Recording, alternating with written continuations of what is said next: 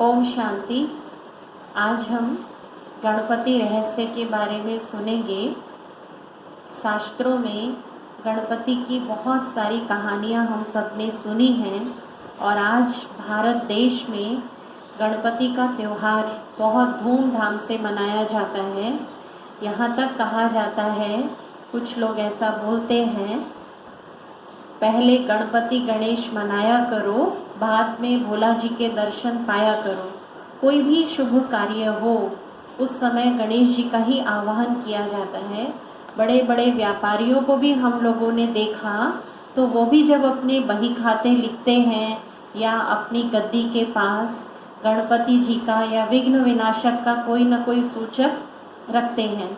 तो इससे पता चलता है कि गणेश जी जो थे वो विघ्न विनाशक थे, विघ्न हरता थे।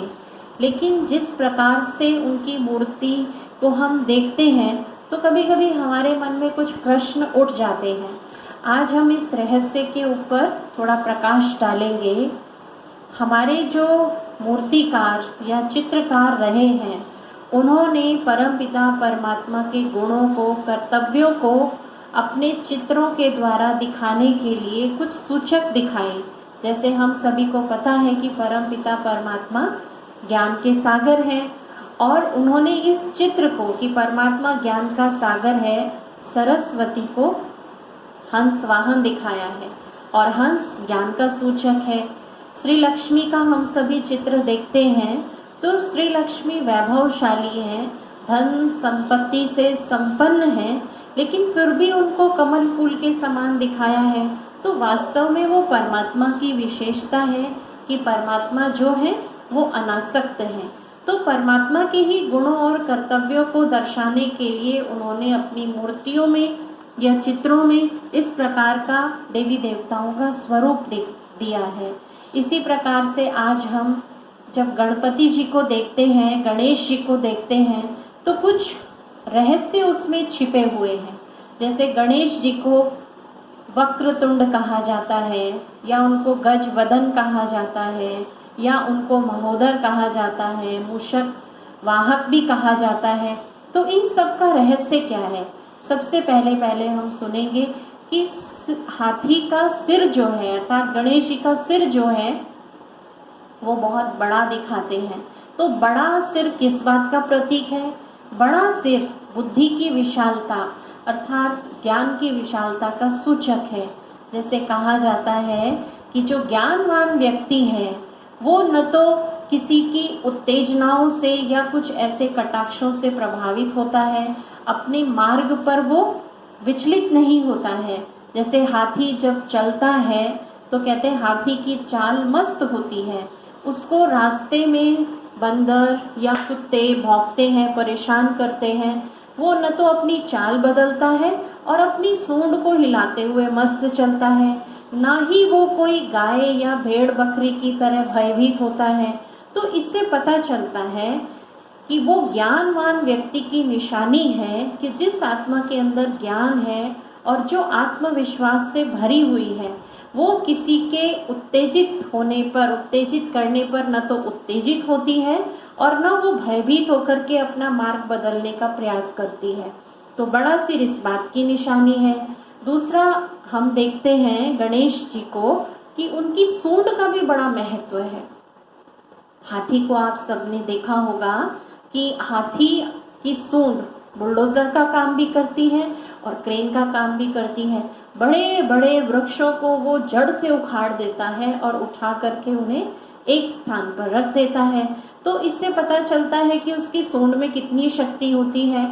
और हमने ये भी देखा कि कभी कभी एक बच्चे को उसको फूल देना है या बच्चे को किस प्रकार से उठाना है, या कई बार बहुत सूक्ष्म चीज सुई को भी उसको उठाने का अभ्यास होता है।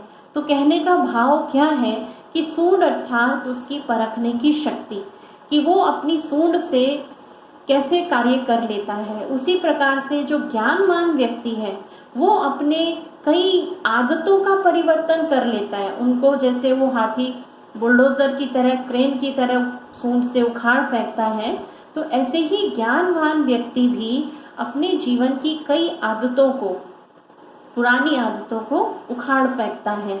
और वो इतना, जिसको कहें कि बुद्धि उसकी महीन बन जाती है, उसके अंदर इतनी परखने की शक्ति आ जाती है कि कैसे सूक्ष्म बात, किसी को सम्मान देना है, किसी को सहयोग देना है, किसी का हित करना है, ये बात भी उसको समझ में आती है। उसके बाद हमने देखा कि हाथी की जो आंखें हैं वो चित्रों में कुछ विशेष प्रकार की दिखाई गई हैं।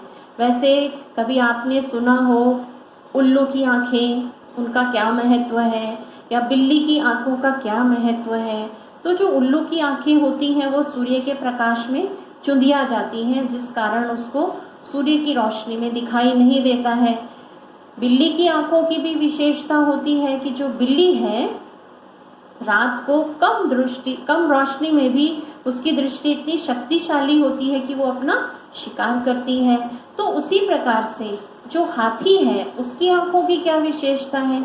हाथी की आंखों की विशेषता है कि हाथी को छोटी सी चीज भी बहुत बड़ी दिखाई देती है। अगर उसको ऐसा ना दिखाई देता होता तो वो हर चीज को रौंदता हुआ चला जाता। तो वो बहुत बच के चलता है क्योंकि ये उसकी आंखों की विशेषता है। अर्थात कहने का भाव क्या है कि जो गणेश जी थे, या इस संसार में जो कोई ज्ञानी पुरुष होते हैं जिन्होंने ज्ञान को अपने जीवन में समाया हुआ होता है, वो अपने से छोटे की भी बड़ाई करते हैं। कैसे दूसरों के गुणों को देखते हुए वो उनको सम्मान देते हैं, उनको अपने से बड़ा समझते हैं। ये उसकी आंखों की विशेषता है। उसका पेट बड़ा दिखाते हैं, तो पेट बड़ा कहा जाता है समाने की शक्ति का प्रतीक है। गणेश जी के पेट में बहुत सारी बातें हैं, लेकिन वो अपने पेट की बातों को समा जाते हैं। नहीं तो आम मनुष्य के पेट के लिए क्या गायन है, कहते हैं इनके पेट में बात पचती नहीं है, और किसी किसी को तो अफारा भी आ जाता है।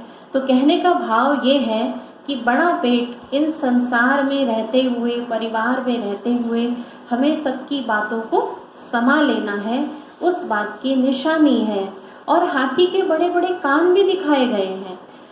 कहा जाता है कि कानों का बड़ा महत्व है। जैसे कोई गुरु जी को मंत्र देना हो तो वो शिष्य के कान में देता है।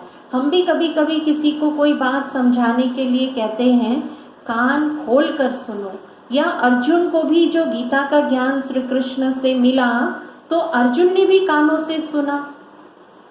और ध्यान की स्थिति क्या है? श्रवण, मनन, निज ध्यासन।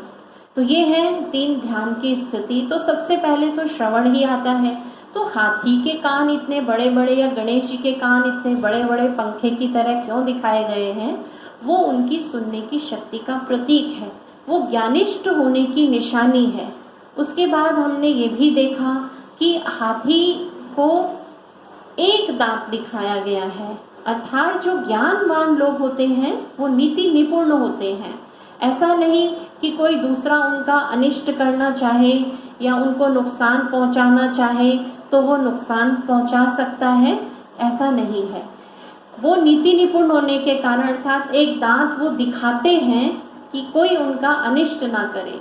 वो नीतियों पर चलने वाले हैं और दूसरों को भी नीतियों का ज्ञान कराने वाले हैं, इसलिए एक दंत उनका दिखाया गया है। फिर हमने ये भी देखा कि गणेश जी इतने विशाल, और उनकी सवारी कौन सी है? उनकी सवारी है मूषक, चूहा। तो चूहा किस बात का प्रतीक है?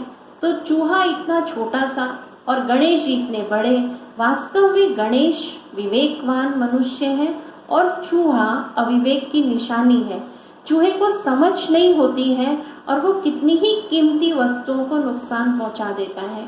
उसी प्रकार से जो हम मनुष्य आत्माएं हैं, हमारे अंदर जो संदेह है वो संदेह चूहे के समान है, जो सारे ज्ञान को भी बहा देता है।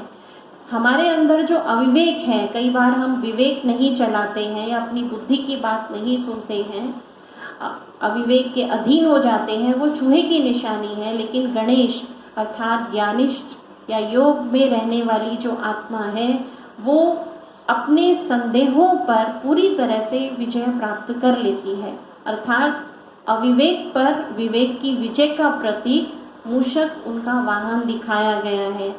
हम ये भी सुनते हैं कि गणेश जी के हाथों में 4 हाथ दिखाए गए हैं और चारों हाथों में उनके बड़े सुंदर अलंकार हैं। एक हाथ में उनके है कुल्हाड़ा। तो कुल्हाड़ा किस बात का प्रतीक है? ज्ञान का प्रतीक है। कहते हैं ज्ञान को तलवार भी, लेकिन ज्ञान कुल्हाड़ा भी है जिससे उन्होंने अपने पुराने संस्कारों को काटा, माया के विषय विकारों के बंधन को काटा, तब उन्हें मुक्ति और जीवन मुक्ति की प्राप्ति हुई। तो कुल्हाड़ा इस बात का सूचक है। दूसरा, उनके हाथ में रस्सी भी दिखाते हैं। तो रस्सी किस बात का सूचक है? तो रस्सी जो है वो मर्यादाओं पर चलने का सूचक है कि हमें ईश्वरीय मर्यादाओं पर चलना है। जैसे कहा जाता है गधे के ऊपर अगर बहुत सारी ज्ञान की किताबें रख दो तो गधे को उन किताबों का लाभ नहीं होगा सिवाय भार के, बोझ महसूस होता है। तो उसी प्रकार से आज भी इस दुनिया में बहुत सारे लोग हैं जिन्होंने अपने बुद्धि रूपी कलश में ज्ञान को तो भर रखा है, लेकिन उनके जीवन में ज्ञान नहीं है। पर गणेश वो आत्मा है कि जिसने अपने जीवन को ईश्वरीय मर्यादाओं में, ईश्वरीय नियमों में बांधा। अर्थात ज्ञान वो जो हमारे जीवन में हो वो रस्सी का काम करता है। उन्होंने इसी रस्सी से ही परमात्मा को भी अपने प्रेम की डोर में बांध लिया। तो रस्सी का अर्थ क्या है वो हमने सुना। उसके बाद तीसरे हाथ में उनका दिखाते हैं मोदक। मोदक बनता है चने की दाल से। कितनी प्रक्रियाओं से उसको गुजरना होता है। पहले चने की दाल भिगोई जाती है, पीसी जाती है, फिर तली जाती है, फिर उसके बाद उसके लड्डू बनते हैं चाशनी में। अर्थात जो ज्ञानवान है या ज्ञान सिक्त आत्मा है उसकी जो अवस्था है वो गणेश जी के समान मुदित अवस्था रहती है। तो मोदक अर्थात जीते जी मरना, मोदक अर्थात जीवन की कठिन परिस्थितियों में उनका सामना करते हुए भी प्रसन्न अवस्था में रहना। और दूसरा हमने ये भी देखा कि कभी कोई खुशी होती है तो लड्डू बांटे जाते हैं। तो अर्थात क्या भाव हुआ कि जो सदा खुश रहे, मुदित अवस्था में रहे और अपनी खुशी का एहसास दूसरों को भी करा करके खुश कर दे, वो है मोदक समान स्थिति, मुदित अवस्था।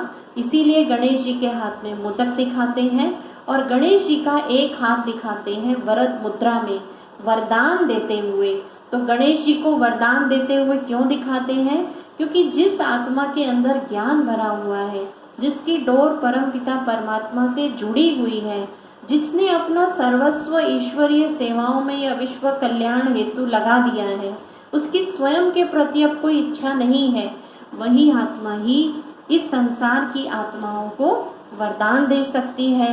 इसके अलावा और भी कुछ सूक्ष्म छोटी छोटी बातें हैं समझने की, उन पर भी हम थोड़ा सा ज्ञान का प्रकाश डालते हैं। गणेश जी की आप सबने बैठक देखी होगी। तो गणेश जी की जो बैठक है वो कुछ विशेष प्रकार की है। गणेश जी का जो बायां पैर है वो दबा हुआ है उनके दाएं पैर से, और दायां पैर जमीन पर पूरा टिका हुआ नहीं है, सिर्फ पंजा ही उनका धरती पर टिका हुआ है। और उनकी इस मुद्रा को देखने से लगता है कि जैसे अभी अभी वो खड़े हो जाएंगे या अभी अभी ही वो बैठे हैं। तो ये एक बहुत अच्छा संतुलन है। इस संतुलन को हम समझते हैं क्योंकि गणेश जी योग का या राजयोग का बहुत अच्छा अभ्यास करते थे। तो मनोचिकित्सकों के हिसाब से या जो मेडिकल साइंस कहती है वो कहती है कि हमारे ब्रेन के 2 पार्ट्स हैं, एक लेफ्ट है और एक राइट है। तो जो हमारा लेफ्ट हिस्सा है, हमारा मस्तिष्क का जो बायां हिस्सा है, उसमें लॉजिक्स होते हैं, उसमें एनालिसिस होते हैं ना, वो तर्क शक्ति का प्रतीक है। और जो हमारा दायां हिस्सा है उसमें इमोशंस होते हैं, जैसे उसमें संगीत हो गया या जो हमारे दिल की बातें होती हैं वो हमारे मस्तिष्क के दाएं हिस्से में होती हैं। लेकिन शरीर से जो उसका कनेक्शन होता है, दाएं हिस्से का कनेक्शन होता है बाएं से, बाएं शरीर के बाएं हिस्से से, और जो बायां हिस्सा है उसका कनेक्शन होता है राइट से। तो जो उनकी बैठक दिखाई गई है तो वो बैठने का आपने पोज देखा होगा कि उन्होंने बायां पैर दबाया हुआ है। बायां पैर अर्थात उन्होंने, क्योंकि जब हम इस संसार में कर्म क्षेत्र पर होते हैं तो हमारी कई प्रकार की भावनाएं, हमारे कई प्रकार के मन में उद्वेग उठते रहते हैं। तो हम उन अगर भावनाओं के अनुसार सृष्टि कर्म क्षेत्र पर कर्म करेंगे तो हमेशा असफल होंगे। इसलिए अपनी भावनाओं को, इमोशंस को दबा करके, दबाना मतलब तर्क शक्ति का उपयोग करना, अर्थात अपने विवेक का उपयोग करना। उन्होंने वो भाव दिखाया है कि वो हावी नहीं होने देते हैं अपनी भावनाओं को कर्म क्षेत्र के ऊपर। एक संतुलन बना हुआ है और अभी उठने ही वाले हैं। ये स्थिति है कि संसार से उनकी बुद्धि उठी हुई है, या अभी अभी वो बैठे हैं तो अभी अभी वो कर्म करने के लिए भी खड़े होने वाले हैं। तो ये उनकी बैठक इस प्रकार से दिखाई गई है। उनकी 2 पत्नियां भी बताते हैं। तो 2 पत्नियों का क्या भाव है? 2 पत्नियों के नाम बताते हैं, बुद्धि और सिद्धि, अर्थात विधि और सिद्धि। तो जो ज्ञानवान व्यक्ति है वो हमेशा विधि पूर्वक कार्य करता है, और जब वो विधि पूर्वक, या जो एक सिस्टमैटिक कह लो काम करने वाला व्यक्ति है, अपने माइंड में प्लानिंग करके काम करता है, उसे सफलता ना मिले असंभव है, अर्थात उसे सिद्धि ना मिले हो ही नहीं सकता। तो ये 2 उनकी पत्नियां हैं, विधि और सिद्धि, अर्थात उनके कार्य करने की विधि से ही वो सिद्धि को प्राप्त होते हैं। तो गणेश जी के इन सभी बातों को हम समझें और उसके अर्थ को भी हम अपने जीवन में धारण करें, तब हम कहेंगे कि हम सभी ने गणपति महोत्सव मनाया है। आजकल गणपति जी के दिन चल रहे हैं, तो आप सभी को गणपति महोत्सव की बहुत बहुत शुभकामनाएं, बधाइयाँ। आपका जीवन भी जैसे गणपति जी का जीवन था विघ्न विनाशक, तो हमारा सबका जीवन ऐसा हो, ऐसी हम सबकी शुभकामनाएं हैं। धन्यवाद।